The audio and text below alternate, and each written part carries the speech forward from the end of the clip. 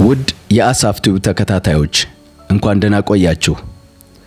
ዛሬ ወደ ጥንቷ እስራኤል ምድር እንመለሳለን።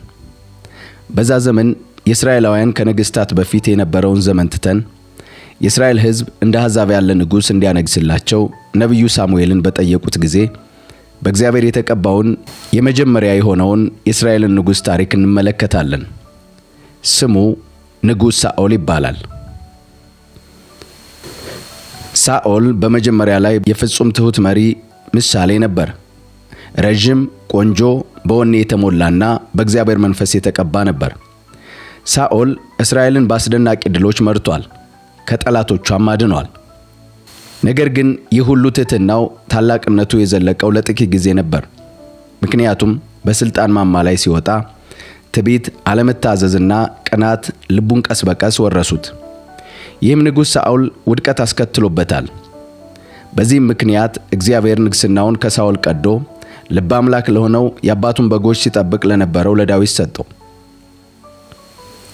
ውድ የአሳፍ ቲዩብ ተከታታዮች በዚህ ቪዲዮ ንጉስ ሳኦል ከትሁት ጅማሮ ወደ ታላቅ ክብርና በመጨረሻም ወደ አሳዛኝ ፍጻሜ ያደረገውን አስደናቂ ጉዞ በጥልቀት እንመረምራለን። የመታዘዝን ክብደት፣ የሰው ልጅ ድካምና የእግዚአብሔርን ውሳኔዎች ታሪክ ምን እንደሆነ አብረን እንመለከታለን። ታሪኩን ለመስማት ዝግጁ ከሆናችሁ ይህንን ቪዲዮ ላይክ በማድረግና ሰብስክራይብ በማድረግ ቤተሰብ ይሁኑ። አብራችሁን ቆዩ። ንጉስ ሳኦል። ታሪካችን የሚጀምረው በአንደኛ ሳሙኤል ምዕራፍ 8 ላይ ሲሆን ይህ ክፍል ደግሞ እስራኤላውያን ንጉስ ለማንገስ የጠየቁበት ክፍል ነው። በቁጥር 1 ላይ ሳሙኤል በሸመገለ ጊዜ ልጆቹ ፈራጆች አድርጎ በእስራኤል ላይ ሾማቸው ይለናል። የበኩር ልጁ ኢዮኤል ሲሆን ሁለተኛውም ልጁ አብያ ነበረ። እነርሱም በቤርሳቤህ ይፈርዱ ነበር። ነገር ግን ልጆቹ የአባታቸውን ፈለግ አልተከተሉም። ተገቢ ያልሆነውን ጥቅም ለማግኘት ሲሉ ከመንገዱ ወጡ፣ ጉቦ ተቀበሉ፣ ፍርድም አጣመሙ ይለናል የእግዚአብሔር ቃል። ስለዚህ የእስራኤላውያን ሽማግሌዎች ሁሉ በአንድነት ተሰብስበው ሳሙኤል ወዳለበት ወደ አርማቴም መጡ። እነርሱም አንተ አርጅተሃል፣ ልጆችህ ያንተን ፈለግ አልተከተሉም። ስለዚህ ሌሎች አሕዛብ እንደሚያደርጉት ሁሉ የሚመራን ንጉስ አንግስልን አሉት። በዚህ ክፍል ላይ እስራኤላውያን ንጉስ እንዲነግስላቸው የጠየቁበት የመጀመሪያው ምክንያት የሳሙኤል ልጆች በሳሙኤል እግር አለመተካታቸው ነበር። ምክንያቱም ፈቀቅ በማለት ጉቦና ማባበያ ይቀበሉ ስለነበረ እስራኤላውያን ልባቸውን ወደ ነገስታት ሲያዞሩ እንመለከታለን። ነገር ግን የሚመራን ንጉስ አንግስልን ማለታቸው ሳሙኤልን አላስደሰተውም። ስለዚህ ወደ እግዚአብሔር ጸለየ። እግዚአብሔርም ሳሙኤልን እንዲህ አለው፣ ንጉሳቸው እንዳልሆን የናቁኝ እኔን እንጂ አንተን አይደለምና ሕዝቡ የሚልሁን ሁሉ አድምጥ አለ። ምክንያቱም ከዚህ ምዕራፍ በፊት የእስራኤል ሕዝብ ንጉስም እግዚአብሔር አምላክ ስለነበረ ነው። ከግብጽ ምድር ካወጣኋቸው ዕለት አንስቶ እስከ ዛሬ ድረስ እኔን ትተው ሌሎችን አማልክት በማምለክ ያደረጉትን ሁሉ በአንተ ላይ እያደረጉ ነው። አንተ ግን የሚልሁን አድምጣቸው፣ በላያቸው ላይ የሚነግስ ንጉስ ምን እንደሚፈጽምባቸው አሳውቃቸው፣ በሚገባም አስጠንቅቃቸው አለው እግዚአብሔር። ሳሙኤልም የእግዚአብሔርን ቃል ሁሉ ንጉስ እንዲያነግስላቸው ለጠየቁት ሕዝብ ተናገረ። እንዲህም አለ፣ በላያችሁ የሚነግሰው ንጉስ የሚያደርግባችሁ ይህ ነው። ወንዶች ልጆቻችሁን ወስዶ ሰረገለኞችና ፈረሰኞች ያደርጋቸዋል፣ በሰረገሎችም ፊት ይሮጣሉ። አንዳንዶቹ ሻለቆችና አምሳ አለቆች ያደርጋቸዋል። ሌሎችንም መሬትን እንዲያርሱና እህሉን እንዲያጭዱ፣ የቀሩትን ደግሞ የጦር መሳሪያ ለሰረገላ የሚሆኑትን ዕቃዎች እንዲሰሩ ያደርጋቸዋል አላቸው። ሴቶች ልጆቻቸውን ወስዶ ሽቶ ቀማሚ፣ ወጥ ሰሪና እንጀራ ጋጋሪ ያደርጋቸዋል። ከእርሻችሁም ከወይናችሁና ከወይራ ተክል ቦታችሁ ምርጥ ምርጡን ወስዶ ለባለሟሎች ይሰጣል። ከእህሎቻችሁና ከወይናችሁ ከ10 አንዱን ወስዶ ለሹማምንቱና ለባለሟሎቹ ይሰጣቸዋል። ወንዶችና ሴት አሽከሮቻችሁን እንዲሁም ምርጥ ከብቶቻችሁን፣ አህዮቻችሁን ለራሳቸው ያደርጋል። ከበግና ከፍየል መንጎቻችሁ 1/10ኛውን ለራሱ ይወስዳል። እናንተ ራሳችሁ ባሪያ ትሆናላችሁ አላቸው ሳሙኤል። ያን ቀን በደረሰ ጊዜ ወዳችሁ ከመረጣችሁት ንጉስ የተነሳ ትጮኻላችሁ፣ ነገር ግን በዛ ቀን እግዚአብሔር አይመልስላችሁም። በቁጥር 19 ላይ ሕዝቡ ግን ሳሙኤልን መስማት እምቢ በማለት እንዲህ አሉ፣ አይሆንም፣ ንጉሥ እንዲነግስልን እንፈልጋለን። እኛም እንደ ሌሎች ሕዝቦች የሚመራን ከፊታችን የሚሄድ ጦርነታችንንም የሚዋጋልን ንጉሥ ያለን ሕዝቦች እንሆናለን አሉት። ሳሙኤልም ሕዝቡ ያለውን ሁሉ ሰማ፣ ያንኑ በእግዚአብሔር ፊት ተናገረው። እግዚአብሔርም አድምጣቸው፣ ንጉሥም አንግስላቸው አለው። ከዚያም ሳሙኤል የእስራኤልን ሰዎች እያንዳንዳችሁ ወደ ከተማችሁ ተመለሱ አላቸው። በአንደኛ ሳሙኤል ምዕራፍ 9 ላይ ሳሙኤል ሳኦልን ለንጉሥነት የቀባውን ታሪክ እንመለከታለን። ቂስ የተባለ አንድ ታዋቂ ቢንያማዊ ሰው ነበረ። እርሱም የአቢሜል ልጅ፣ የጽሮር ልጅ፣ የብኮራት ልጅ፣ የቢንያማዊ የአፌቅ ልጅ ነበረ። ቂስም ከእስራኤል ልጆች መካከል በመልከ ቀናነቱ ተወዳዳሪ የማይገኝለት፣ ቁመቱም ከሌሎች ሁሉ ይልቅ ከትከሻው በላይ ዘለግ ያለ ሳኦል የተባለ ወጣት ልጅ ነበረው። በዛም ጊዜ የሳኦል አባት የቂስ አህዮች ጠፍተው ነበር። ቂስም ልጁን ሳኦልን ከአገልጋዮቹ መካከል አንዱን ይዘህ ሂድና አህዮቹን ፈልግ አለው። ስለዚህ በኮረብታማው በኤፍሬም አገርና በሻሊሽ አካባቢ ባለው ስፍራ ሁሉ ተዘዋወረ። ሆኖም አህዮችን አላገኛቸውም። ወደ ሻሊሽም ግዛት ዘልቀው ገቡ። አህዮች ግን በዛ አልነበሩም። እንዲሁም በቢንያም ግዛት በኩል አለፈ። ሆኖም አላገኟቸውም። ወደ ጾፍ ግዛት በደረሱ ጊዜ ሳኦል አብሮት የነበረውን አገልጋይ አባቴ ይህንን ያህል ጊዜ አህዮችን ማሰብ ትቶ ስለኛ መጨነቁ ስለማይቀር ና እንመለስ አለው። አገልጋዩ ግን እነሆ በዚህች ከተማ አንድ የእግዚአብሔር ሰው አለ፣ እርሱም በጣም የተከበረ ነው፣ የሚናገረውም ሁሉ በትክክል ይፈጸማል። በየትኛው መንገድ መሄድ እንዳለብን ይነግረን ይሆናልና ወደዚያ እንሄድ ሲል መለሰለት። ሳኦል ግን አገልጋዩን መሄዱን እንሄድ፣ ነገር ግን ለሰውየው ምን እንሰጠዋለን? በስልቻዎቻችን የያዝነው ስንቅ አልቋል። ለእግዚአብሔር ሰው የምናበረክተው ስጦታ የለንም። ታዲያ ምን አለን አለው። አገልጋዩም እኔ የ1 ሰቅል ጥሬ ብር ሩብ አለኝ፣ በየትኛውም መንገድ መሄድ እንዳለብን ይነግረን ዘንድ ገንዘቡን ለእግዚአብሔር ሰው እሰጠዋለሁ ሲል በድጋሚ መለሰለት። ቀደም ሲል በእስራኤል ዘንድ አንድ ሰው እግዚአብሔርን ለመጠየቅ ሲሄድ ኑ ወደ ባለ ራእዩ እንሂድ ይባል ነበር። ዛሬ ነቢይ የሚባለው በዚያ ጊዜ ባለ ራእይ ይባል ስለነበር፣ ሳኦልም መልካም ና እንሂድ አለው። ስለዚህም የእግዚአብሔርን ሰው ወዳለበት ከተማ ሄዱ። በከተማይቱ መዳረሻ ያለውን ኮረብታ በመውጣት ላይ ሳሉ ውሃ ለመቅዳት የሚመጡ ልጃገረዶች አግኝተው ባለ ራእዩ እዚህ ነውን ሲሉ ጠየቋቸው። እነርሱም እንዲህ ሲሉ መለሱላቸው፣ አዎን አለ፣ እነሆ ከፊታችሁ ነው፣ ፈጠን በሉ። ሕዝቡ በማምለኪያው ኮረብታ ላይ መስዋዕት ስለሚያቀርብ ወደ ከተማችን ገና ዛሬ መምጣቱ ነው አሏቸው። ወደ ከተማይቱም በገባችሁ ጊዜ ለመብላት ወደ ማምለኪያው ኮረብታ ከመውጣቱ በፊት ታገኙታላችሁ። መስዋዕቱን እርሱ መባረክ ስላለበት እርሱ እስኪመጣ ድረስ ሕዝቡ መብላት አይጀምርም። ከዚያም በኋላ የተጋበዘው ሕዝብ ይበላል። አሁኑን ውጡ፣ ወዲያውም ታገኙታላችሁ አሏቸው። እነርሱም ወደ ከተማይቱ ወጡ። ወደ ከተማይቱም በመግባት ላይ ሳሉ እነሆ ሳሙኤል ወደ ማምለኪያ ኮረብታ ለመውጣት እርሱ ወዳለበት አቅጣጫ መጣ። ሳኦል ከመምጣቱ ከአንድ ቀን በፊት እግዚአብሔር ለሳኦል ይህንን እንዲህ ሲል ገልጦለት ነበርና፣ ነገ በዚህ ጊዜ ከብንያም ምድር አንድ ሰው ወደ አንተ ልካለሁ። በሕዝቤ በእስራኤል ላይ መሪ እንዲሆን ቅባው። እርሱ ሕዝቤን ከፍልስጤማውያን እጅ ይታደጋል። እነሆ ሕዝቤን ከላይ ተመልክቻለሁ፣ ጩኸቱም ወደ እኔ ዘንድ ደርሷልና። ሳሙኤልም ሳኦልን ባየው ጊዜ እግዚአብሔር ያ የነገርሁ ሰው እነሆ እርሱ ሕዝቤን ይገዛል አለው። ሳኦልም በቅጥሩ በር ላይ ወደ ሳሙኤል ቀረብ ብሎ የባለ ራእዩ ቤት የት እንደሆነ ትነግረኛለህ ሲል ጠየቀው። ሳሙኤልም እንዲህ ሲል መለሰለት፣ ባለ ራእዩ እኔ ነኝ። ዛሬ ከኔ ጋር ስለምትውል ከፊቴ ቀድማችሁ ወደ ማምለኪያው ኮረብታ ውጡ። ነገ ጠዋት አሰናብታችኋለሁ፣ በልቤ ያለውንም እነግርሃለሁ አለው። ከ3 ቀን በፊት ስለጠፉት አህዮች አትጨነቅ፣ ተገኝተዋልና የእስራኤል ምኞት ሁሉ ያዘነበለው ወደ አንተና ወደ አባትህ ቤተሰብ ነው አለው። ሳኦልም እኔ ከእስራኤል ነገዶች ውስጥ በጣም አነስተኛ ከሆነ ከቢንያም ወገድ አይደለሁምን? ጎሳዬስ ከቢንያም ነገድ ጎሳ ሁሉ የሚያንስ አይደለምን? ታዲያ እንዲህ ያለ ነገር ስለምን ትነግረኛለህ ብሎ መለሰለት። በዚህ ክፍል ላይ ሳኦል ከመቀባቱ በፊት ምን አይነት የትህትና ልብ እንዳለው እንመለከታለን። ከዛም ሳሙኤል ሳኦልንና አገልጋዩን ወደ አዳራሹ አመጣ። ከተጋበዙትም 30 ያህል ሰዎች ሁሉ በላይ አስቀመጣቸው። ሳሙኤልም ወጥ ቤቱን ለይተህ አስቀምጥ ብዬ የሰጠሁን ሥጋ ብልት አምጣው አለው። ወጥ ቤቱም የጭኑን ሥጋ እንዳለ አምጥቶ በሳኦል ፊት አስቀመጠው። ሳሙኤልም ይህ እንግዶችን ጋብዣለሁ ካልሁ ጊዜ ጀምሮ እስከ ተወሰነ ጊዜ ድረስ ለአንተ ተለይቶ የተቀመጠልህ ስለሆነ ብላ አለው። ሳኦልም በዚያች ዕለት ከሳሙኤል ጋር አብሮ በላ።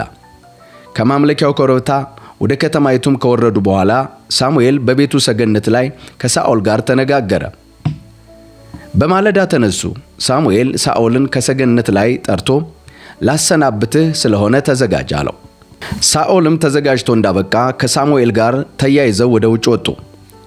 ወደ ከተማይቱም ዳርቻ እየወረዱ ሳለ ሳሙኤል ሳኦልን አገልጋይህ ወደፊት ቀድሞን እንዲሄድ ንገረው አለው። አገልጋዩም እንደተነገረው አደረገ። ከዚህ በኋላ ሳሙኤል አንተ ግን ከእግዚአብሔር የተላከ መልእክት እነግርህ ዘንድ ለጥቂት ጊዜ እዚህ ቆይ አለው። በአንደኛ ሳሙኤል ምዕራፍ 10 ላይ ሳኦል ተቀባ። ከዛም ሳሙኤል የዘይቱን ብርሌ ወስዶ ዘይቱን በሳኦል ራስ ላይ ካፈሰሰ በኋላ እንዲህ ሲል ሳመው፣ በርስቱ ላይ ገዢ ትሆን ዘንድ እግዚአብሔር ቀብቶህ የለምን? ዛሬ ከኔ ተለይተህ ስትሄድ በቢንያም ወሰን ላይ በምትገኘው ጼልጻህ በተባለች ስፍራ በራሔል መቃብር አጠገብ 2 ሰዎች ታገኛለህ። እነርሱም የምትፈልጋቸው አህዮች ተገኝተዋል። አሁን አባትህ ስለ አህዮች ማሰብ ትቶ ስለ ልጄ ምን ባደርግ ይሻለኛል እያለ በመጨነቅ ላይ ነው ይሉሃል። አንተም ጉዞህን በመቀጠል በታቦር እስካለው እስከ ትልቁ ዛፍ ድረስ ትሄዳለህ። እዚያም 3 ሰዎች፣ አንዱ 3 ፍየል፣ ሌላው 3 ዳቦ፣ ሌላው ደግሞ የወይን ጠጅ የተሞላበት አቆማዳ ይዘው ወደ እግዚአብሔር ቤት ወደ ቤቴል ሲወጡ ታገኛለህ። እነርሱም ሰላም ይሉሃል፣ 2 ዳቦ ይሰጡሃል፣ አንተም ትቀበላቸዋለህ አለው። ከዛም በኋላ የፍልስጤማውያንን ጦር ወዳለበት ወደ እግዚአብሔር ተራራ ወደ ጊብዓ ትሄዳለህ። ወደ ከተማይቱም እንደደረስክ የነቢያት ጉባኤ በመሰንቆ፣ በከበሮ፣ በእምቢልታና በበገና ታጅበው ትንቢት እየተናገሩ ከማምለኪያው ኮረብታ ላይ ሲወርዱ ታገኛቸዋለህ አለው። የእግዚአብሔር መንፈስ በኃይል ይወርድብሃል። ከእነርሱ ጋር ትንቢት ትናገራለህ፣ እንደ ሌላ ሰውም ሆነህ ትለወጣለህ። እነዚህ ምልክቶች በተፈጸሙ ጊዜ እጅህ ማድረግ የምትችለውን ሁሉ አድርግ፣ እግዚአብሔር ካንተ ጋር ነውና። ከፊቴ ቀድመህ ወደ ጌልጌላ ውረድ፣ እኔም የሚቃጠል መሥዋዕትና የኅብረት መሥዋዕት ለማቅረብ ወደ አንተ እመጣለሁ። ነገር ግን ወደ አንተ መጥቼ ምን ማድረግ እንዳለብህ እስከምነግርህ ድረስ 7 ቀን መቆየት አለብህ አለው። ይህ ትእዛዝ ሳኦል የመጀመሪያ የተቀበለው ትእዛዝ ነበረ። 7 ቀን ሳሙኤልን በጌልጌላ እንዲጠብቅ። ሳኦል ከሳሙኤል ተለይቶ ለመሄድ ፊቱን በመለሰ ጊዜ እግዚአብሔር የሳኦልን ልብ ለወጠው። ምክንያቱም ሁሉ በዛ ዕለት ተፈጸመ። ጊብዓ በደረሰ ጊዜ የነቢያቱ ጉባኤ አገኙት። የእግዚአብሔር መንፈስ በኃይል ወረደበት፣ ከእነርሱም ጋር ትንቢት ተናገረ። ቀድሞ የሚያውቁት ሁሉ ከነቢያት ጋር ትንቢት ሲናገር ባዩ ጊዜ እርስ በርሳቸው የቂስን ልጅ ምን ነካው? ሳኦልም ከነቢያት ወገን ነውን? ሲሉ ተጠያየቁ። በዚያ ነዋሪዎች የሆነው አንድ ሰው የእነርሱም አባት ማን ነው ብሎ መለሰ። ስለዚህ ሳኦል ከነቢያት ወገን ነውን የሚለው ምሳሌያዊ አነጋገር ሆነ። ሳኦል ትንቢት መናገሩን ከፈጸመ በኋላ ወደ ማምለኪያው ኮረብታ ሄደ። በዚያ ጊዜ የሳኦል አጎት እርሱንና አገልጋዩን የት ነበራችሁ ሲል ጠየቃቸው። እነርሱም አህዮቹን ፍለጋ ሄደን ነበር፣ እንደማይገኙ በተረዳን ጊዜ ግን ወደ ሳሙኤል ሄደናል አለው። የሳኦል አጎትም እባክህ ሳሙኤል ያለህን ንገረኝ አለው። ሳኦልም መልሶ አህዮቹ መገኘታቸውን ገልጦ ነገረን አለው። ይሁን እንጂ ስለ መንገሱ ሳሙኤል የነገረውን ላጎቱ አልነገረውም ነበር። ሳሙኤል የእስራኤልን ሕዝብ ወደ ምጽጳ ወደ እግዚአብሔር ፊት ጠርቶ እንዲህ አላቸው፣ የእስራኤል አምላክ እግዚአብሔር እንዲህ ይላል፣ እስራኤልን ከግብፅ አወጣሁ፣ ከግብፃውያን እጅ ይጨቁኗቸውም ከነበሩ ከሌሎች መንግስታት ሁሉ እጅ ታደግኋችሁ። ዛሬ ግን ከመከራችሁና ከጭንቀታችሁ ሁሉ የሚያድናችሁን አምላክ ንቃችሁ የለምን? ንጉሥ አንግሱልኝ አላችሁ። ስለዚህ በየነገዳችሁና በየጎሳችሁ ሆናችሁ በእግዚአብሔር ፊት ቅረቡ አላቸው። ሳሙኤልም የእስራኤልን ነገድ ሁሉ ባቀረበ ጊዜ የቢንያም ነገድ ተመረጠ። ከዚያም የቢንያም ነገድ በየጎሳው ወደፊት ቀረበ። የማጥሪ ጎሳም ተመረጠ። በመጨረሻም የቂስ ልጅ ሳኦል ተመረጠ። እርሱ ግን ተፈልጎ አልተገኘም። ሰዎቹም ሰውየው መጥቷልን ሲሉ እግዚአብሔርን ጠየቁ። እግዚአብሔርም አዎን፣ ነገር ግን በዕቃ መካከል ተሸሽጓል አለ። በዚህ ጊዜ ንጉሥ ሊሆን የተመረጠው ሳኦል ተደብቆ ነበር። እነርሱም ሮጠው ከተደበቀበት አመጡት። በሕዝቡ መካከል በቆመ ጊዜ ቁመቱ ከሌሎች ሁሉ ይልቅ ከትከሻው በላይ ዘለግ ያለ ነበር። ሳሙኤልም መላውን ሕዝብ እግዚአብሔር የመረጠውን ሰው አያችሁን? ከሕዝቡ ሁሉ የሚስተካከለው ማንም የለም አለ። ከዚያም ሕዝቡ ንጉሡ ለዘላለም ይኑር ብሎ ጮኸ። በዚህ ቦታ ላይ ንጉሥ ሳኦል የተመረጠው በቁመቱ በትከሻውና ዘለግ ያለ ውጫዊ አካል ስለነበረው ነው። በተመሳሳይ ሁኔታ የዳዊትን ታሪክ እዚህ ጋር ማንሳት እንፈልጋለን። ዳዊት የተመረጠው እነሆ በነ ሳኦል መንገድ እግዚአብሔር ከትከሻው ከፍ ያለውን ቁመቱ ዘለግ ያለውን ይመርጣል እስከሚል ድረስ ሳሙኤል እስከሚሳሳት ድረስ እነ ኤልያብን በፊቱ ሲያሳልፍ፣ እግዚአብሔር ግን እንደዚህ ብሎ ነበር፣ እኔ ውጭን ሳይሆን ልብን እመለከታለሁ። ልብ አምላክ ዳዊት የተባለውም ለዚህ ነው። ሳኦል በቁመቱና በትከሻው ስፋት ሲመረጥ፣ ዳዊት ግን በልቡ ተመረጠ። ሳሙኤልም ለንጉሡ የሚገባውን ወግና ሥርዓት ለሕዝቡ ገልጦ ካስረዳ በኋላ በመጽሐፍ ጽፎ በእግዚአብሔር ፊት አኖረው። ከዚህ በኋላ ሳሙኤል ሳኦልን ከቀባና ነው የንጉሡን ወግና ሥርዓት ካስተማራቸው በኋላ እያንዳንዱን ሰው ወደ የቤቱ አሰናበተ። ሳኦልም በጊብዓ ወዳለው ቤቱ ሄደ። እግዚአብሔርም ልባቸውን የነካው ኃያላን ሰዎች አብረውት ሄዱ። አንዳንድ ምናምንቴ ሰዎች ግን እንዲህ ያለ ሰው እንዴት ሊያድነን ይችላል በማለት ናቁት። ስጦታም አላመጡለትም። ሳኦል ግን ዝም አለ። በአንደኛ ሳሙኤል ምዕራፍ 11 ላይ ሳኦል የኢያቢስን ከተማ ታደገ። አሞናዊው ናኦስ ወጥቶ ኢያቢስን ገለዓድን ከበባት። የኢያቢስም ሰዎች ሁሉ ከእኛ ጋር ቃል ኪዳን እናድርግ፣ እኛ እንገዛልሃለን አሉት። አሞናዊ ናኦስ ግን እጅግ በጣም ጨካኝ የሆነ ሰው ስለነበረ እንደዚህ ብሎ መለሰላቸው፣ ከእናንተ ጋር ቃል ኪዳን የማደርገው የእያንዳንዳችሁን ቀኝ ዓይን አውጥቼ እስራኤልን ሁሉ ካዋረድሁ በኋላ ብቻ ነው ሲል መለሰ። የኢያቢስም ሽማግሌዎች ወደ መላው እስራኤል መልእክተኞቻቸውን እንድንልክ የ7 ቀን ጊዜ ስጠን፣ ሊታደገን የሚመጣ ሰው ከሌለ ለአንተ እንገዛለን አሉት። መልእክተኞቹም ሳኦል ወዳለበት ወደ ጊብዓ መጥተው ይህንን ለሕዝቡ በተናገሩ ጊዜ ሕዝቡ ሁሉ ድምፃቸውን ከፍ አድርገው አለቀሱ። በዚህ ጊዜ ሳኦል በሬዎችን እየነዳ ከእርሻ ተመለሰ። እርሱም ሕዝቡ የሚያለቅሰው ምን ሆኖ ነው ሲል ጠየቀ። እነርሱም የኢያቢስ ሰዎች ያሏቸውን ነገሩት። ሳኦል ይህንን በሰማ ጊዜ የእግዚአብሔር መንፈስ በኃይል ወረደበት፣ እጅግም ተቆጣ። ጥንድ በሬዎችን ወስዶ ቆራረጠ፣ ሥጋቸውንም በመልእክተኞች እጅ ልኮ ሳኦልና ሳሙኤልን የማይከተል ሰው በሬው እንደዚህ ይቆራረጣል ሲል በመላው እስራኤል አስነገረ። ታላቅ ፍርሃትም ከእግዚአብሔር ዘንድ በሕዝቡ ላይ ወደቀ። ሕዝቡም እንደ አንድ ሰው ሆኖ ወጣ። ሳኦል ቤዜቅ በተባለች ስፍራ ሰራዊቱን ሰበሰበ። ቁጥራቸውም ከእስራኤል 300,000 ከይሁዳም 30,000 ነበር። ከዚያም ለመጡት መልእክተኞች ለኢያቢስ ገለዓድ ሰዎች ነገ ፀሐይ ሞቅ በሚል ጊዜ ነፃ ትሆናላችሁ ብላችሁ ነገሯቸው አሏቸው። መልእክተኞቹም ሄደው ለኢያቢስ ሰዎች ይህንኑ በነገሯቸው ጊዜ በደስታ ፈነደቁ። ለአሞናውያን እኛ ነገ እጃችንን እንሰጣችኋለን፣ እናንተም መልካም መስሎ የታያችሁን ሁሉ ልታደርጉብን ትችላላችሁ አሏቸው። በማግስቱም ሳኦል ሰራዊቱን ከ3 ቦታ ከፈለ። ሊነጋጋ ሲል የአሞራውያንን ሰፈር ጥሰው በመግባት ፀሐይ ሞቅ እስኪል ድረስ ፈጇቸው። በሕይወት የተረፉትም 2 እንኳ ሆነው በአንድ ላይ ሊሆኑ እስከማይችሉ ድረስ ተበታተኑ። ከዚህም የሳኦል ድል በኋላ ሳኦል ንጉሥ መሆኑ ተረጋገጠ።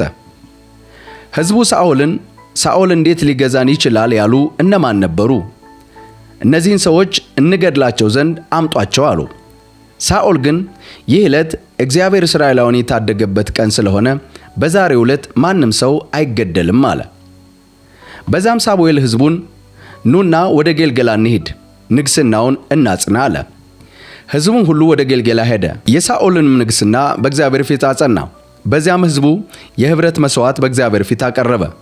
ሳኦልና እስራኤላውያንም ሁሉ ታላቅ በዓል አደረጉ። በአንደኛ ሳሙኤል ምዕራፍ 12 ላይ ሳሙኤል ለመላው እስራኤል ያደረገው የስንብት ቃል። ሳሙኤልም ለመላው እስራኤል እንዲህ አለ፣ እነሆ ያላችሁኝን ሁሉ ሰምቼ ንጉሥ አንግሼላችኋለሁ። ንጉሥ ሆኖ የሚመራችሁም ሰው እነሆ አግኝታችኋል። እኔ ዕድሜዬ ገፍቷል፣ ጸጉሬም ሸብቷል፣ ልጆችም አብረዋችሁ አሉ። ከወጣትነት ጊዜ ጀምሮ እስካሁን ድረስ ስመራችሁ ቆይቻለሁ። እነሆ ከፊታችሁ ቆሜያለሁ። በእግዚአብሔርና እርሱ በቀባው ፊት መስክሩብኝ። የማንን በሬ ወሰድሁ? የማንንስ አህያ ወሰድሁ? ማንን አታለልሁ? በማንስ ላይ ግፍ ሠራሁ? አይቶ እንዳላየ ለመሆን ከማን እጅ ጉቦ ተቀበልሁ? ከነዚህ ሁሉ አንዱን እንኳ አድርጌ ከሆነ እመልስላችኋለሁ። እነርሱም አላታለልኸንም ወይም ግፍ አልሰራህብንም፣ ከማንም እጅ አንዳች ነገር አልተቀበልክም ብለው መለሱለት። ሳሙኤልም በእጄ ምንም እንዳላገኛችሁ እግዚአብሔርና እርሱ የቀባው ዛሬ በእናንተ ላይ ምስክሮች ናችሁ አላቸው። እነርሱም በአንድነት እግዚአብሔር ምስክር ነው አሉ። ከዚያም ሳሙኤል ለሕዝቡ እንዲህ አለ፣ ሙሴና አሮንን የመረጠ የቀድሞ አባቶቻችሁን ከግብፅ ያወጣ እግዚአብሔር ነው። ሁሉንም ለእናንተ ለአባቶቻችሁ እግዚአብሔር ስላደረገው የጽድቅ ሥራ ሁሉ በእግዚአብሔር ፊት ስለምሟገታችሁ በዚህ ቁሙ። ያዕቆብ ወደ ግብፅ ከገባ በኋላ አባቶቻችሁ እግዚአብሔር እንዲረዳቸው ወደ እርሱ ጮኹ። እግዚአብሔርም የቀድሞ አባቶቻችሁን ከግብፅ ምድር አውጥቶ በዚህ ስፍራ እንዲኖሩ ያደረገው ሙሴንና አሮንን ላካቸው። እነርሱ ግን አምላካቸውን እግዚአብሔርን ረሱ። ስለዚህም የሐጾር የጦር አዛዥ ለሲሳራ ለፍልስጥኤማውያንና ለሞዓብ ንጉሥ አሳልፎ ሰጣቸው። እነርሱም ኃጢአት ሠርተናልና እግዚአብሔርን ትተን በኣሊምንና አስታሮትን አምልከናል። አሁን ግን ከጠላቶቻችን እጅ ታደገን፣ እኛም አንተን እናመልካለን ሲሉ ወደ እግዚአብሔር ጮኹ። ከዚያም እግዚአብሔር ይሩበኣልን፣ ባርቅን፣ ዮፍታሔንና ሳሙኤልን ልኮ በሰላም ትኖሩ ዘንድ በዙሪያችሁ ካሉ ጠላቶቻችሁ እጅ ታደጋችሁ። የአሞናውያን ንጉሥ ናዖስ እንደመጣባችሁ ባየ ጊዜ ግን ምንም እንኳ አምላካችሁ እግዚአብሔር ንጉሣችሁ ቢሆንም አይሆንም፣ የሚገዛን ንጉሥ እንፈልጋለን አላቸው። አሁንም የጠየቃችሁትና የመረጣችሁትን ንጉሥ ይኸው፣ እነሆ እግዚአብሔር በላያችሁ ንጉሥ አንግሷል። እግዚአብሔርን የምትፈሩና የምታመልኩ የምትታዘዙና በትእዛዞቹ ላይ የማታምፁ ከሆነ እንዲሁም እናንተና በእናንተ ላይ የነገሰው ንጉሥ አምላካችሁን እግዚአብሔርን ከተከተላችሁ መልካም ይሆንላችኋል። እግዚአብሔርን የማትታዘዙ በትእዛዞቹም ላይ የምታምፁ ከሆነ ግን እጁ በአባቶቻችሁ ላይ እንደነበረች እንዲሁ በእናንተ ላይ ትሆናለች። ስለዚህ ጸንታችሁ ቁሙ፣ እግዚአብሔር በዓይናችሁ ፊት የሚያደርገውን ይህንን ታላቅ ነገር ተመልከቱ። አሁን የስንዴ መከር ጊዜ አይደለምን? እኔ ነጎድጓድና ዝናብ እንዲልክ ወደ እግዚአብሔር እጮኻለሁ። እናንተም ንጉሥ እንዲነግሥላችሁ በጠየቃችሁት በእግዚአብሔር ፊት የቱን ያህል የከፋ ድርጊት እንደፈጸማችሁ ያን ጊዜ ታውቃላችሁ አላቸው ሳሙኤል። ከዚህ በኋላ ሳሙኤል ወደ እግዚአብሔር ጮኸ። በዚያን ዕለት እግዚአብሔር ነጎድጓድና ዝናብ ላከ። ስለዚህ ሕዝቡ ሁሉ እግዚአብሔርንና ሳሙኤልን እጅግ ፈሩ። ሕዝቡም ሁሉ ሳሙኤልን ሌላው በደላችን ሳያንስ ንጉሥ እንዲነግሥልን መጠየቃችን ተጨማሪ ክፋት ስላደረግን እንዳንሞት ለአገልጋዮችህ ወደ እግዚአብሔር ወደ አምላክህ ጸልይልን አሉት። ሳሙኤልም እንዲህ ብሎ መለሰ፣ አትፍሩ፣ ይህ ሁሉ ክፋት አድርጋችኋል። ሆኖም እግዚአብሔርን በፍጹም ልባችሁ አምልኩ እንጂ እግዚአብሔርን ከመከተል ፈቀቅ አትበሉ። ሊጠቅሟችሁ ወይም ሊያድኗችሁ የማይችሉ ምናምንቴ ነገሮችን አትከተሉ፣ ከንቱ ናቸውና። እግዚአብሔር የራሱ ሕዝብ ያደርጋችሁ ዘንድ ስለወደደ ስለ ታላቅ ስሙ ሲል እግዚአብሔር ሕዝቡን አይተወውምና አላቸው። ከዚህ በላይ እኔ ለእናንተ ከመጸለይ ወደ ኋላ በማለት እግዚአብሔርን መበደል ከኔ ይራቅ። እኔ መልካምና ቅን የሆነውን መንገድ አስተምራችኋለሁ። ብቻ እግዚአብሔርን ፍሩ፣ በፍጹም ልባችሁ በታማኝነት አምልኩት። ያደረገላችሁን ታላላቅ ነገሮች አትርሱ። በክፉ ሥራችሁ ብትጸኑ ግን እናንተም ንጉሣችሁም ትጠፋላችሁ አላቸው። በአንደኛ ሳሙኤል ምዕራፍ 13 ሳሙኤል ሳኦልን ለመጀመሪያ ጊዜ ገሰጸው። ሳኦል በነገሰ ጊዜ ዕድሜው 30 ዓመት ነበረ። እስራኤልንም 42 ዓመት ገዛ። ሳኦል ከእስራኤል 3000 ሰዎች መረጠ። 2000 በማክማስና በኮረብታማው አገር በቤቴል ከሳኦል ጋር ነበሩ። 1000 ደግሞ በቢንያም ግዛት በጊብዓ ከዮናታን ጋር ነበሩ። የቀሩትን ሰዎች ግን ወደ የቤታቸው እንዲሄዱ አሰናበተ። ዮናታን ጊብዓ የነበረውን የፍልስጥኤማውያን ጦር ሰፈር መታ። ፍልስጥኤማውያንን ይህንን ሰሙ። ሳኦልም ዕብራውያን ይስሙ በማለት በምድሪቱ ሁሉ ላይ መለከት አስነፋ። ስለዚህ እስራኤላውያን ሁሉ ሳኦል የፍልስጤማውያንን ጦር ሰፈር መታ፣ እስራኤልም በፍልስጤማውያን ዘንድ እንደ ርኩስ ተቆጥራ ተጠራች የሚለውን ወሬ ሰሙ። ሕዝቡም ሳኦልን ለመከተል ወደ ጌልጌላ ተሰበሰቡ። ፍልስጤማውያንም 3000 ሰረገሎች፣ 6000 ፈረሰኞች፣ ቁጥሩ እንደ ባህር አሸዋ የበዛ ሰራዊት ይዘው እስራኤልን ለመውጋት ተሰበሰቡ። ወጥተውም ከቤትአዌ በስተ ምስራቅ ባለችው በማክማስ ሰፈሩ። እስራኤላውያን ያሉበት ሁኔታ እጅግ የሚያሰጋ በመሆኑና ሰራዊታቸውን በከባድ ጭንቀት ውስጥ በመግባቱ ባዩ ጊዜ በየዋሻው፣ በየቁጥቋጦው፣ በየዓለቱ መካከልና በየገደሉ እንዲሁም በየጉድጓዱ ሁሉ ተደበቁ። ከዕብራውያን አንዳንዶች ዮርዳኖስን ተሻግረው ወደ ጋድና ወደ ገለዓድ ምድር ሄዱ። ሳኦል ግን በጌልጌላ ቆየ። አብሮት የነበረውም ሰራዊት ሁሉ በፍርሃት ይንቀጠቀጥ ነበር። እርሱም ሳሙኤል በሰጠው ቀጠሮ መሰረት 7 ቀን ጠበቀው። ምክንያቱም ቀደም ባለው ክፍል ባየነው መሰረት ሳሙኤል 7 ቀን ጠብቀኝ ብሎት ነበር። ነገር ግን በዚህ ክፍል ላይ ሳኦልና እግዚአብሔር የተላለፉበትን ክፍል እናገኛለን። ነገር ግን ሳሙኤል ወደ ጌልጌላ አልመጣም። የሳኦልም ሰራዊት መበታተን ጀመረ። በዚህ ጊዜ ሳኦል የሚቃጠለውን መስዋዕትና የብረት መስዋዕቱን አምጡልኝ አለ። ሳኦልም የማይገባውን ድርጊት ፈጸመ። ከዚያም የሚቃጠለውን መስዋዕት አቀረበ። ልክ መስዋዕቱን አቅርቦ እንዳበቃ ወዲያውኑ ሳሙኤል መጣ። ሳኦልም ሊቀበለው ወጣ። ሳሙኤልም ያደረግከው ምንድነው ሲል ጠየቀው። ሳኦልም እንዲህ ሲል መለሰ፣ ሰራዊቱ መበታተኑን አንተም በጠየቀው ጊዜ አለመምጣትህን ፍልስጤማውያንም በማክማስ መሰብሰባቸውን አየሁ። ስለዚህ ፍልስጤማውያን ወርደው ወደ ጌልጌላ ይመጡብኛል፣ እኔም የእግዚአብሔርን ሞገስ አልተቀበልሁም ብዬ አሰብሁ። ስለዚህ የሚቃጠል መስዋዕትን ማቅረብ ግድ ሆነብኝ አለው። ሳሙኤልም እንዲህ አለ፣ የማይገባህን አደረግ፣ አምላክን እግዚአብሔር የሰጠህን ትእዛዝ አልጠበቅህም። ጠብቀኸው ቢሆን ኖሮ መንግሥትህ በእስራኤል ላይ ለዘላለም ባጸና ነበር። አሁን ግን መንግሥትህ አይጸናም። እነሆ እግዚአብሔር እንደ ልቡ የሚሆንለትን ሰው አግኝቷል።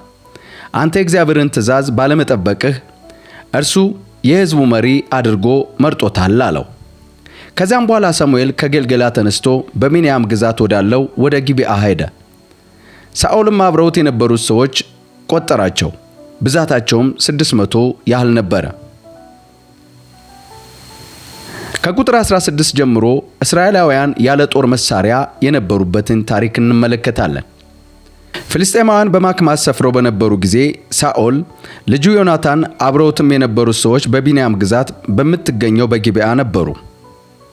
በ3 ምድብ የተከፈሉ ወራሪዎች ከፍልስጤማውያን ሰፈር ወጡ።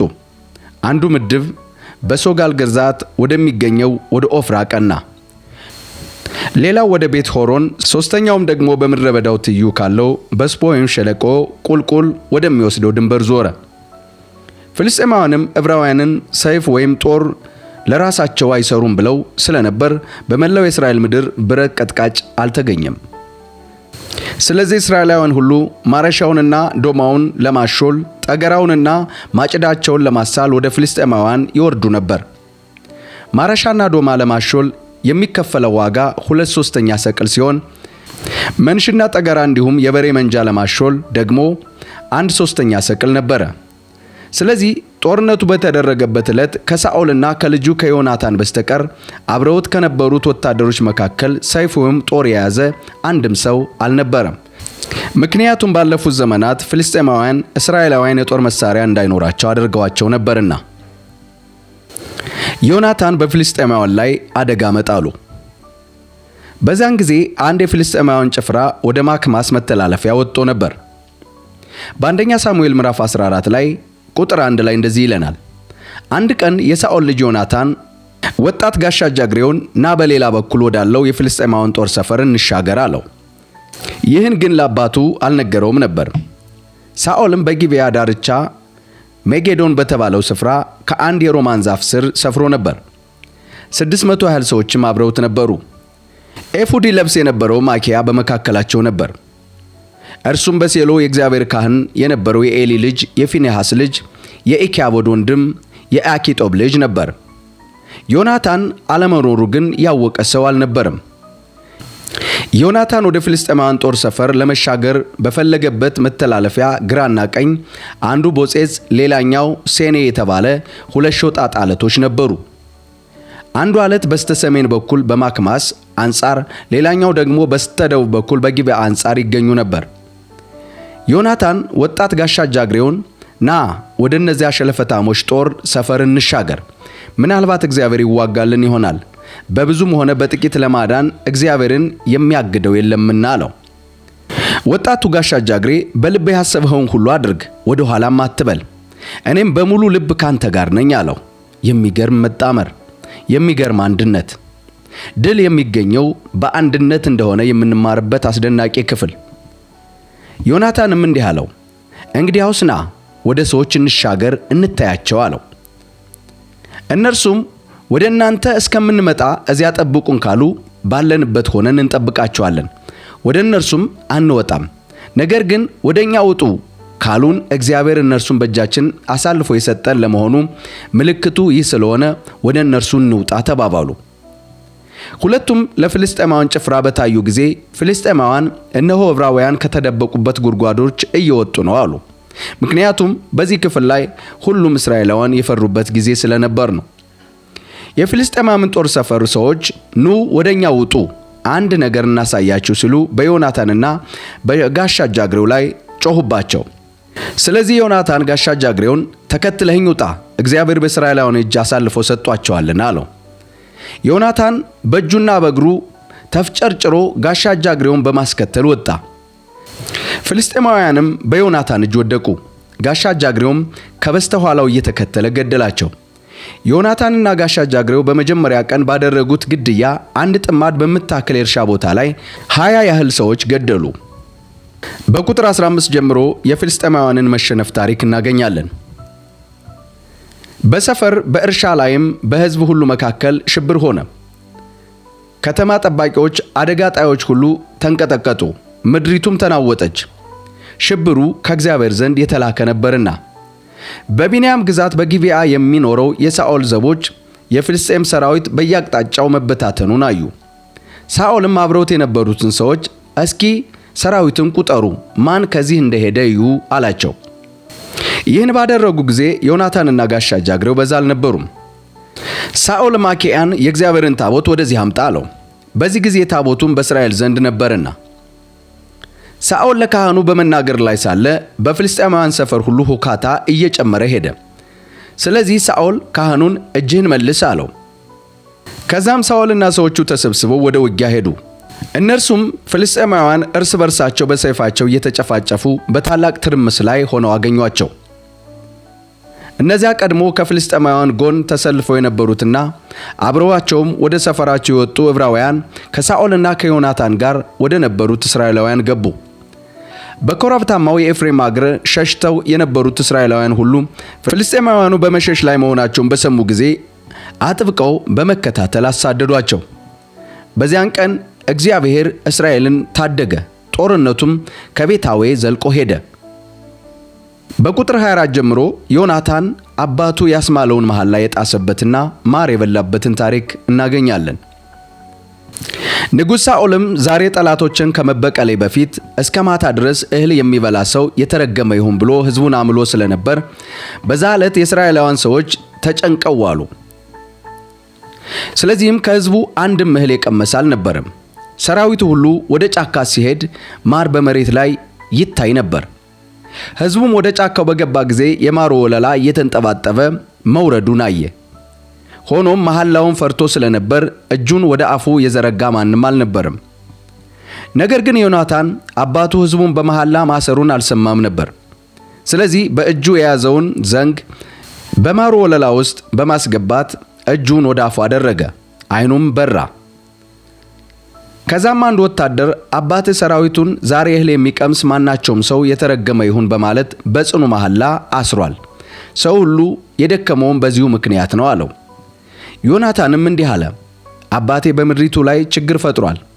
ከዚህም ማር ጥቂት በቀመስሁ ጊዜ ዓይኔ እንደበራ ተመልከት አለው። ሕዝቡም ከጠላቶቻቸው እጅ ከወሰዱት ምርኮ ዛሬ በልተው ቢሆን ኖሮ ምንኛ በተሻለ ነበር። የተገደሉትን ፍልስጤማውያን ቁጥር ከዚህ በበለጠ ነበር አለው። በዚያች ዕለት እስራኤላውያን ፍልስጤማውያንን ከማክማስ እስከ ኤሎን ድረስ ከመቷቸው በኋላ እጅግ ዝለው ነበር። ሕዝቡም ተርቦ ስለነበር በምርኮ ላይ ተረባርበው በጉን በሬውንና ጥጃውን በመውሰድ በመሬት ላይ አርደው ሥጋውን ከነደሙ በሉት። ከዛም ለሳኦል እነሆ ሕዝቡ ሥጋውን ከነደሙ መብላታቸውን እግዚአብሔርን እንደበደሉ ነገሩት። ሳኦልም ሕግ ተላልፋችኋል፣ በሉ አንድ ትልቅ ድንጋይ አንከባላችሁ አቅርቡልኝ አለ። እርሱም በሕዝቡ መካከል እየዞራችሁ እያንዳንዳችሁ በሬዎቻችሁንና በጎቻችሁን አምጡ፣ እዚሁ አርዳችሁ ብሉ፣ ነገር ግን ሥጋውን ከነደሙ በመብላታችሁ እግዚአብሔርን አትበድሉ በሏቸው አለ። ስለዚህ በዚያች ሌሊት እያንዳንዱ ሰው በሬውን አምጥቶ በዚያው አረደው። ሳኦልም ለእግዚአብሔር መሠዊያ ሠራ። መሠዊያ ሲሠራም ይህ የመጀመሪያ ጊዜ ነበር። ሳኦልም ፍልስጤማውያንን ተከትለን በሌሊት እንውረድና እስኪነጋ ድረስ እንበዝብዛቸው፣ አንድም ሰው በሕይወት አናስቀርላቸው አለ። እነርሱም መልካም መስሎ የታየህን ሁሉ አድርግ ብለው መለሱለት።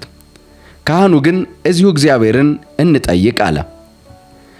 በዚህ ጊዜ ሳኦል ፍልስጤማውያንን ተከትዬ ልውረድን? በእስራኤላውያን እጅ አሳልፈህ ትሰጣቸዋለህን? ሲል እግዚአብሔርን ጠየቀ።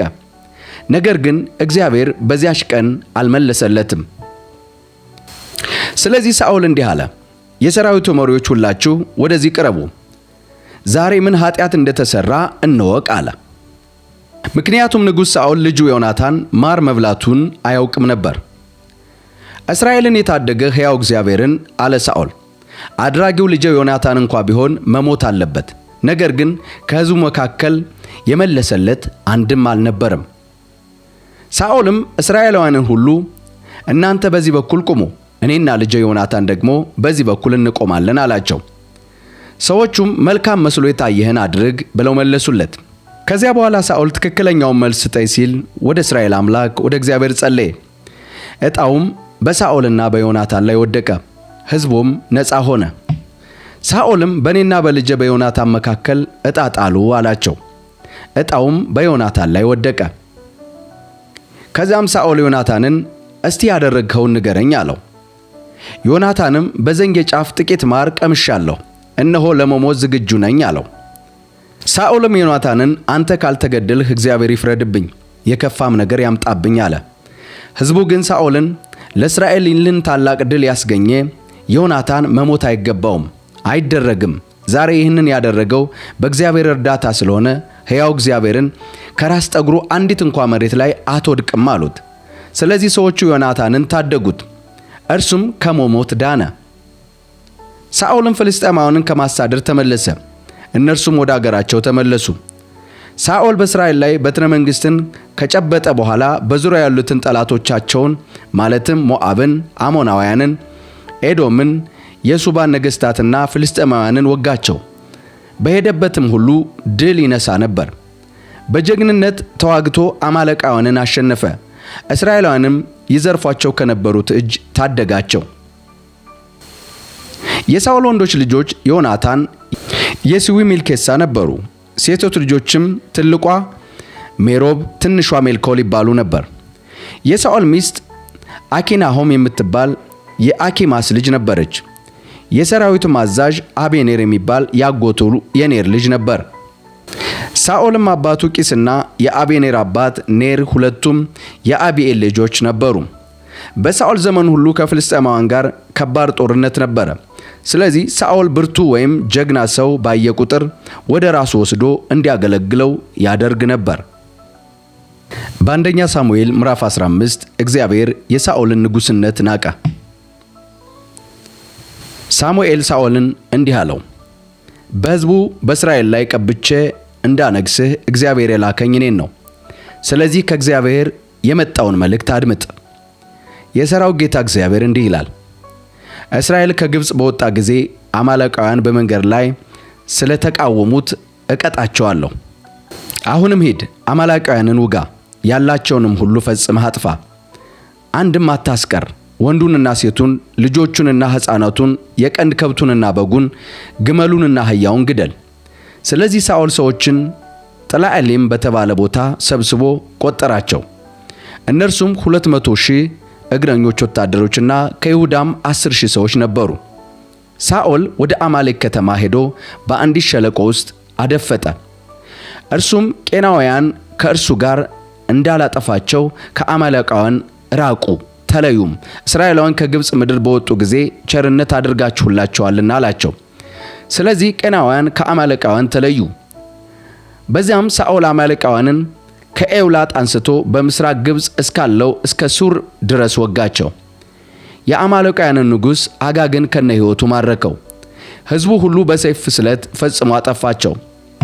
ነገር ግን ሳኦልና ሰራዊቱ አጋግን ምርጡን በግና የቀንድ ከብት፣ የሰባውን ጥጃ፣ ጠቦት፣ መልካም የሆነውን ሁሉ ሳይገድሉ ተውት። እነዚህም ፈጽመው ለማጥፋት ፈቃደኞች አልነበሩም። ነገር ግን የተናቀውንና የማይጠቅመውን ሁሉ አጠፉ። በዚህ ቦታ ላይ እግዚአብሔር ፈጽመ አጥፋልኝ ያለውን ትእዛዝ ንጉሥ ሳኦል ተላለፈ። ከዚህ በኋላ የእግዚአብሔር ቃል እንዲህ ሲል ወደ ሳሙኤል መጣ። ሳኦልን በማንገሴ ተጸጽቻለሁ፣ እኔን ከመከተል ተመልሷልና ትእዛዜንም አልፈጸመምና። ሳሙኤልም እጅግ ተጨንቆ ሌሊቱን ሁሉ ወደ እግዚአብሔር ጮኸ። ሳሙኤልም ጠዋት ተነስቶ በማለዳ ሳኦልን ለመገናኘት ሄደ። ነገር ግን ሳኦል ወደ ቀርሜሎስ ሄዷል። ለራሱ ክብር የመታሰቢያ ሐውልት በዚያ ካቆመ በኋላ ተመልሶ ወደ ጌልጌላ ወርዷል ተብሎ ተነገረው። ሳሙኤልም ባገኘው ጊዜ ሳኦል እግዚአብሔር ይባርክህ፣ የእግዚአብሔርን ትእዛዝ ፈጽሜያለሁ አለው።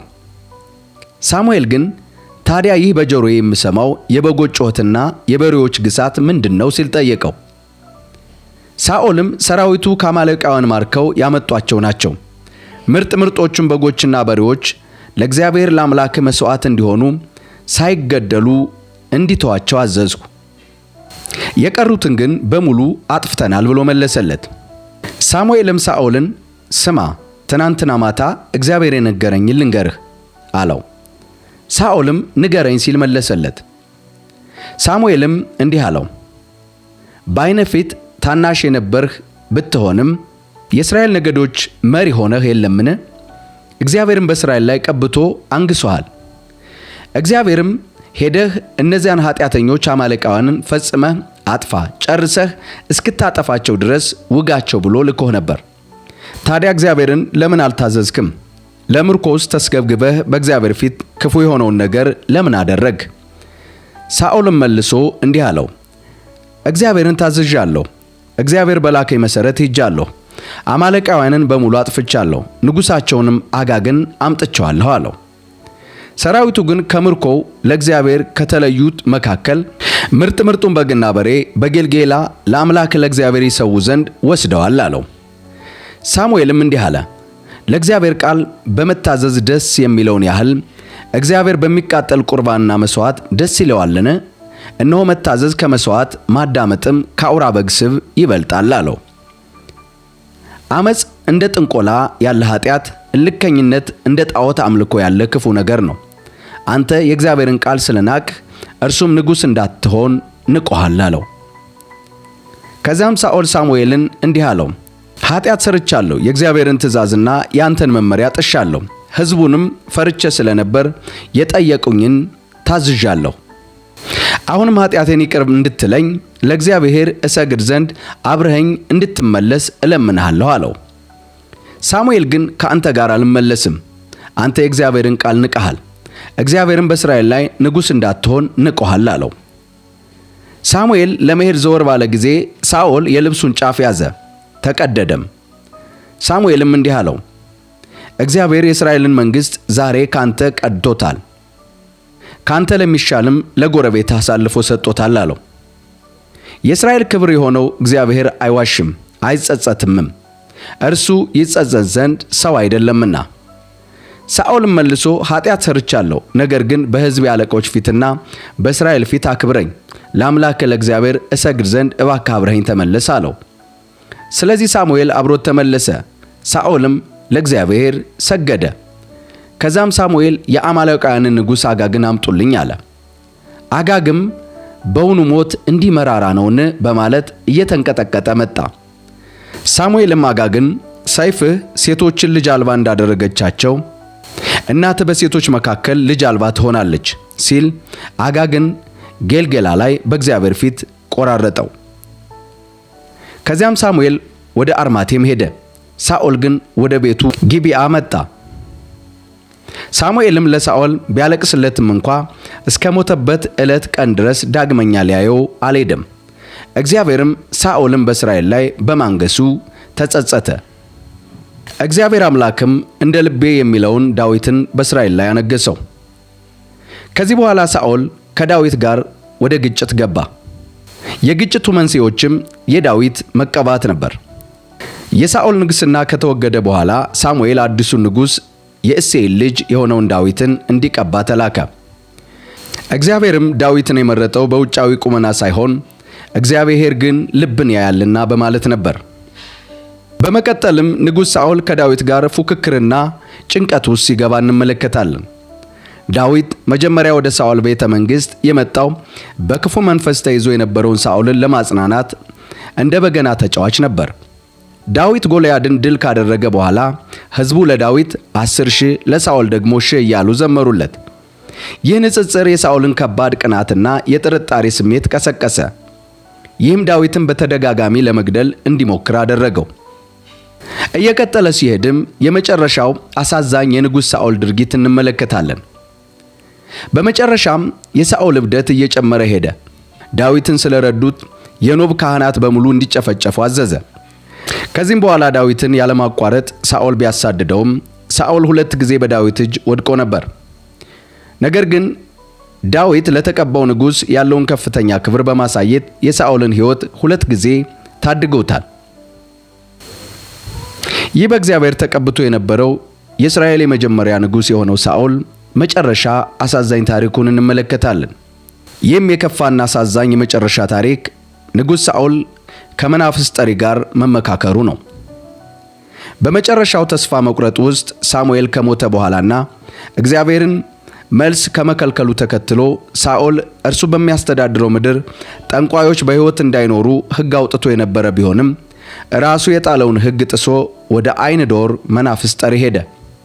የሳሙኤል መንፈስ ብቅ ብሎ ሳኦል በጦርነት እንደሚሞት አረጋገጠለት። ሳኦልና ልጆቹ ከዚያ መካከል ዮናታን በጌባኦል ተራራ ላይ በፍልስጤማውያን ላይ በተደረገ ጦርነት ሞቱ። ከባድ ጉዳትም የደረሰበት ሳኦል በጠላት ከመያዝና ከመሰቃየት ይልቅ በራሱ ሰይፍ ወደቀ።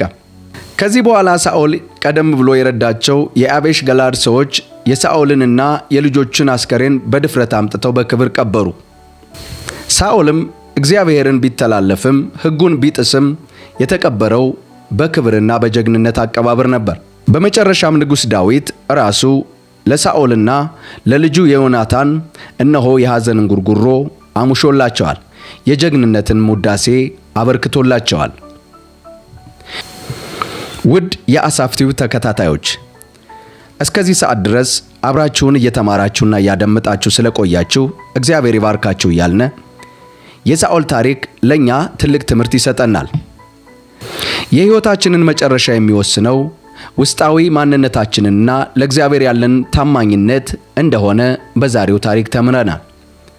በሚቀጥለው ቪዲዮ እስከምንገናኝ እግዚአብሔር በያላችሁበት ዓለም አቅጣጫ ምሕረቱንና ቸርነቱን ሰላሙንም ያብዛላችሁ። ጸጋ ይብዛላችሁ።